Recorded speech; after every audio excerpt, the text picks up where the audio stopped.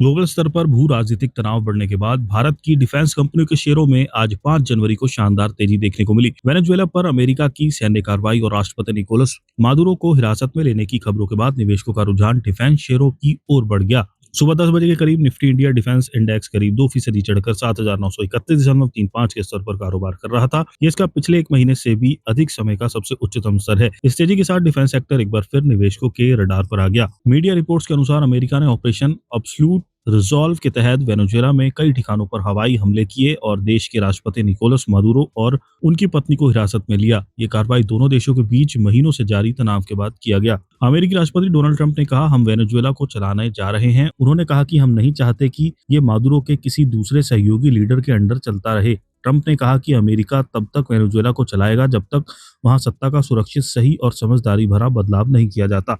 उन्होंने ये भी दावा किया कि वेनेजुएला के तेल संसाधनों का गलत इस्तेमाल किया गया और आगे चलकर अमेरिका वहां से दूसरे देशों को तेल की सप्लाई करेगा। इन बयानों और घटनाओं ने ग्लोबल स्तरों पर तनाव बढ़ा दिया। भू राजनीतिक अनिश्चितता के माहौल में डिफेंस सेक्टर की कंपनियों के शेयरों में तेज खरीदारी देखी गई।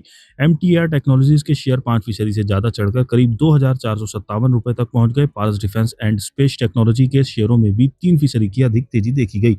बेंचमार्क इंडेक्सों में शामिल भारत इलेक्ट्रॉनिक्स करीब 3% तक उछलकर सेंसेक्स और निफ्टी के टॉप गेनर्स वाले शेयरों में शामिल रहा। इसके अलावा BEML, Astra Microwave Products, Hindustan Aeronautics, Bharat Dynamics, Data Patterns India और सोलर इंडस्ट्रीज इंडिया के शेयरों में 2% से ज्यादा की बढ़त देखी गई। शिप बिल्डर्स कंपनियों में भी पॉजिटिव रुझान रहा। कोचिन शिपयार्ड और garden rich ship builders and engineers के शेयर करीब 2% तक चढ़े। वहीं जैन टेक्नोलॉजी और मजगांव डॉक शिप बिल्डर्स में करीब 1% की मजबूती देखी गई।